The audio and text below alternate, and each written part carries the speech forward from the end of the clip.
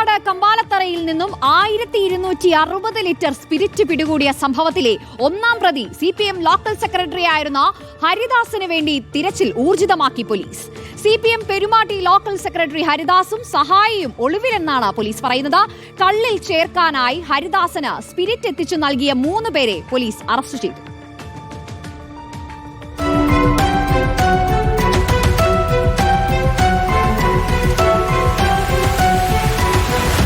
രഹസ്യവിവരത്തിന്റെ അടിസ്ഥാനത്തിൽ നടത്തിയ പരിശോധനയ്ക്കിടയിലാണ് മീനാക്ഷിപുരം കമ്പാലത്തറ സ്വദേശി കണ്ണയ്യന്റെ വീട്ടിൽ നിന്നും പോലീസ് സ്പിരിറ്റ് പിടികൂടിയത്.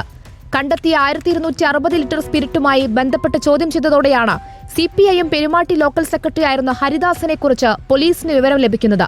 കള്ളു വ്യവസായിയായ ഹരിദാസൻ കൃത്രിമ കള്ള് തയ്യാറാക്കാനായി എത്തിച്ചതാണ് കണ്ണയ്യന്റെ വീട്ടിൽ നിന്ന് പോലീസ് കണ്ടെത്തിയ സ്പിരിറ്റ് എന്നാണ് കണ്ടെത്തൽ. കണ്ണയ്യന്റെ അറസ്റ്റ് രേഖപ്പെടുത്തിയ പോലീസ് മുഖ്യപ്രതിയായ ഹരിദാസിന് വേണ്ടി തിരച്ചിൽ തുടരുകയാണ്.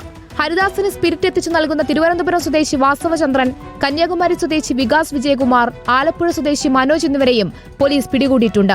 സംഭവത്തിൽ കൂടുതൽ പേർക്ക് പങ്കുണ്ടെന്നും കൊഴിഞ്ഞാമ്പാറ, ചിറ്റൂർ, മീനാക്ഷിപുരം തുടങ്ങിയ മേഖലകളിലെ തോട്ടങ്ങൾ കേന്ദ്രീകരിച്ച് പരിശോധന ശക്തമാക്കുമെന്നും പോലീസ് സംഘം അറിയിച്ചു. റിപ്പോർട്ടർ, പാലക്കാട്.